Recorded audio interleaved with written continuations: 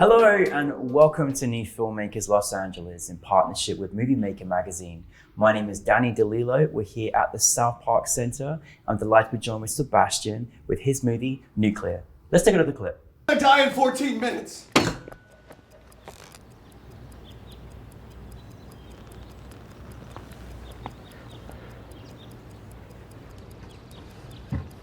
We launched. The Soviets launched.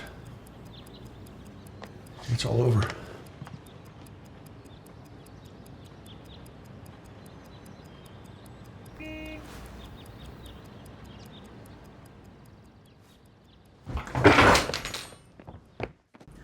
Sebastian, firstly, welcome to the New Filmmakers LA family. Oh, thank you. Thank you so much. We'll never let you go. That's it now. You're part of our alumni.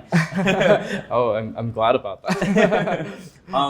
Thank you so much for bringing your film. I am still thinking about it. It's still in my heart, and I really wish there was more because I wanted to know what happened at the end. But anyways, for those that haven't seen your film, tell us the brief synopsis. Yes, of course. Well, Nuclear is about a family whose world is ending, and at the same time, the world is literally ending. So to explain, it's about a young boy, teenage boy, who's about to run away from home. And at the same time, his dad, who's a military man, is running back home. I forgot to say the most important part, which is that it's set during the Cuban Missile Crisis in 1962. Yeah. So he's about to tell his family that the missiles have been launched and that they're about to die in 15 minutes. So it's a film that, with the intention of asking the question of can and if so, how is it possible to reconcile when you have so little time left? And when all is said and done, what's most important for these characters? I mean, the stakes are higher from the very first ticket of the clock, you know? Yes. I mean, it really is in there. And then, of course, you know, you're seeing this, you know, this beautiful teenage, you know, romance and love affair, right? But like, it's in the 60s, you know, and then of course it's during this insanely tragic time. And there's just so many questions, you know, as a quip, as well, oh my God, what would I do? What would I do? What would I do? Right? The questions of what would you do? Brilliant idea, like seriously brilliant idea.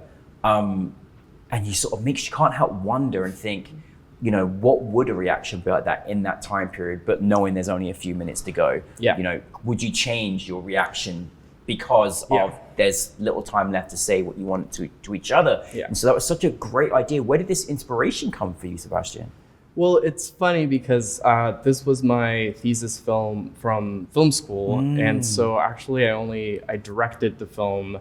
There's a certain process in like how these films get made, and after like a pre-selection process, it's actually me pairing up with a writer. And so actually it was me reading the script that I was just like, from the scripts that I read, it was really the one that made me feel something, like that really moved me towards the end. And I think it's like I really connected to it because I really connected with the experience of having to come out to my family and feeling like my world was going to end. So I was like, yes, that's true. So that really drew me into the story and the characters and the world, you know? That's really interesting symbolism. I remember like being a teenager and I thought the world was going to end with my boyfriend, and all of a sudden I'm like, but the world is ending on top of that. And it's the 60s, right? You directed this really, really well. Like the stakes were really, really high in this piece. Thank you. How was it in this experience as a director working with your actors? Because I mean, you know, every single character had a lot going on. Yes. Well, I can tell you that when I chose to, I'm going to pursue this project, let's try to make it, I knew I was stepping outside of my comfort zone as a director, because I usually tend to go for things that are more contemplative and slow and visual driven. And this was like, we need to communicate that the time is running out, and we need to make sure the stakes are like high enough, you know, like, and it all happens within the same span of like the same 10 minutes, right? So, and there's so much dialogue as well. And all these things were sort of things that I was kind of new as a director too. So I was like, I'm excited to step outside of my box, of my comfort zone, but also how can I stay true to the nuance and the subtlety and the vulnerability and grounding things the way that I like to ground them, and how can I reconcile that with the strengths of by playing with the strengths of the script at the same time. a lot of the effort was to try to make it continuous because we shot it over the course of many weekends, but we needed to make sure that we were carrying the same energy from one scene to the other. Yeah, that's also really tough So too. much of the work came from putting the actors back in the mindset of the scenes that had come before, even if they had been scenes that we hadn't like shot already, and it was fun to do, like it was fun to play with all the jazz of like motivations and everything, but also finding my own ways to do it. I remember when we fought the most intense moment, which is a little bit of a tussle that they have in the living room. Like I was like matching the energy of the actors. I was like shouting like, "Ready, action!" And it was keeping just the such energy a fun up. experience. We had like Okay. 1 hour to shoot it too, so that was part of the. It was maybe that helped the actors. We're running out of time. Yeah, no, absolutely. No, I mean, So, absolutely. yeah. I think that's a really good technique as a director because I think, in this case, you really need to rev up the actors to get that, especially when you're doing it in different weekends and things like that. So Yes. really good job. And then, obviously this was set, in we can call it, I guess, a time period now differently. How was that experience piecing that all together? I mean, was it quite fun or draining to sort of make sure it was all kind of very 60s-ified, basically? No, it was an incredible experience to work with my two production designers.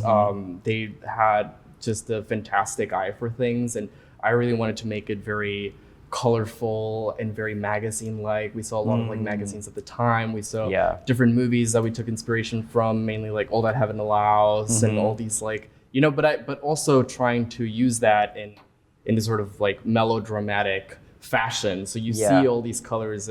It's very subtle but intentional. How like the living room is this dark green. It's moodier. It's the kitchen, which like the house took us a long time to find like the perfect location for it, and that was such a relief. And then but that's like more pastels because it's such a soft scene that we have there. It's such an intimate scene between the mother and the son. And so it was trying to be like resourceful and at the same time intentional, like you did it perfectly. I mean, it really felt like the time that it was, and it's not easy to do. So I can't help but, I think taking yourself looking at the actual script and as a director and, being in the kind of environment of understanding this story and what it could feel like. What did you want your kind of audience to sort of experience from this film?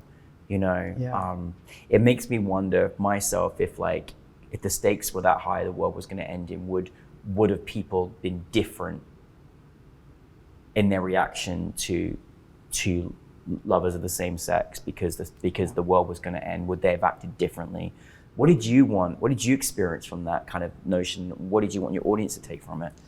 Yeah, well, I think I think part of the reason why the story was so resonant to us as a team, and also I think why it's resonated with audiences as well, is because we do feel like the world is ending, and this is something that we started working on it's probably like 2 years now already, but even then, it's like the beginning of every year you feel that doomsday experience, and of course this is heightened because it's like 15 minutes are left. And to me there was something really beautiful about the fact that even though the family was broken and specifically the dad didn't want to meet eye to eye with Dave, the son, there was something very moving to me that at the end of the day, when all is said and done, what really mattered most to them was to sit down and have dinner together, But then there was also something tricky about that, and that's why the ending comes into play. And actually the ending was one of those things that I proposed to the writer the first meeting that we met, which was because originally it was gonna be implied that the world was ending. It was cut to black, timer goes off, we think these characters are gonna die. But I kind of wanted to challenge we've been through all this melodrama and these characters have gone out of their way and changed so much in such a quick amount of time. What if the world didn't end? What if there was a mistake? And I wanted to leave the audience with that what now? You Yeah, know? no, we're all left. What? No, you can't show the credits. And you did, and that was really interesting. You know, like choice of ending, which I thought actually was so powerful, more powerful, you know, than I ever imagined it would be, because we're all kind of expecting to go on the journey, and then we're sort of like, hang on a minute, what's going on? And even just the sense of calmness was really interesting from the characters. It was, you know, really quite powerful. What have you learned mostly from making this project, Sebastian? Oh, I've learned so much. I could talk hours about how much I've learned, but I'll try to make it brief. Well, really, I think the hardest part about making this project was the pressure that I had put myself into making this project. Again, because it's the culmination of the college years. Like it's a project that I knew I could have the possibility of making from the very beginning of the career. So you really have all these high expectations as to like what you're gonna do. And if I can be a little non-traditional here, and our first weekend was so rough. so rough. That's, I guess, what happens when no one in the team has a fully developed frontal lobe yet. Including myself. And you're making these projects with your cohort that's like 50 people. There's only 4 projects getting made, which is a little bit of a silly thing, but and you're making it alongside these other projects. And I remember coming back that first weekend and watching these other projects, and it was like, first project, wow, like the dailies were amazing. Second, same. Third, same.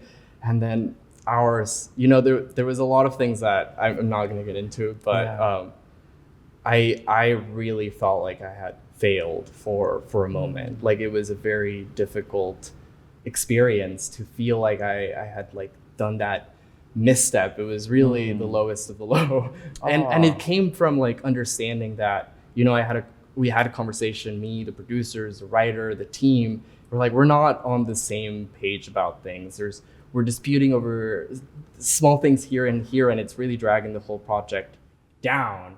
And that week was the hardest, most exhausting week of my like recent year, like in a long time. And but it gave us a fire, you know, because it was like, okay, we can do so much better, you know, like, and we know we can do it, and we see what we did wrong, and we know we can fix it. And so it was a matter of like that week, just 24/7 rehaul of what we've been like, how we've been approaching this. It was all new to us, and and the next week it was night and day, you know? I mean, good job for powering through, because, you know, you got to power through those times, and, you know, and I think that's a good, you know, smart leader, when you can just go through it and then be like, okay, let's, you know, refocus, you know, et cetera, et cetera. So that's fantastic, you know, that you came through that, because look what you got an amazing film in the end, you know? Yeah, thank you. No, so, I'm very proud of where we got it to be. No, honestly, I mean, it was a story that, you know, was going to sit with us, you know, because it's prominent, and, you know, we can't help but feel the feeling of self-reflection in it as well. And it does feel like any person coming out feels like the end of the world in itself anyway. I still feel it's the end of the world. Like I look back at myself and my God, it was. So that was great, really fantastic. What are you working on next? Where are you taking us next, Sebastian? Oh yeah, well, I'm actually, so now that I'm done with college, I'm moving back home to Mexico City. Love Mexico City. Yes, and I'm developing my next project. And amazing. You know, I'm always drawn, like in this story, like to characters that are thrown into sudden moral dilemmas, sudden existential crises, or new versions of their reality that make them question everything. In this case, it's like, oh, we're suddenly going to die, and it's this alternate history type of thing. But my love for writing started with fantasy and horror and all these Latin American writers, and all these short stories from Borges to Rulfo to Cortázar. And so now that I'm coming back, I'm kind of mixing those ideas with a little bit of a love letter and my own version in this new short film that I am developing that will be shot in Mexico City. Well, bring it back to us, okay? Yes, of course. Absolutely. I would love to. Please bring it back to us. And it sounds like you're making films that's going to keep our heart pumping and on the edge of our seats. So we're ready for it. But Sebastian, we're so proud of you. Enjoy being part of the film festival this weekend, and we're so glad to have you. And thank you for bringing Nuclear to us. Thank you so much. Thank you, Sebastian, everybody.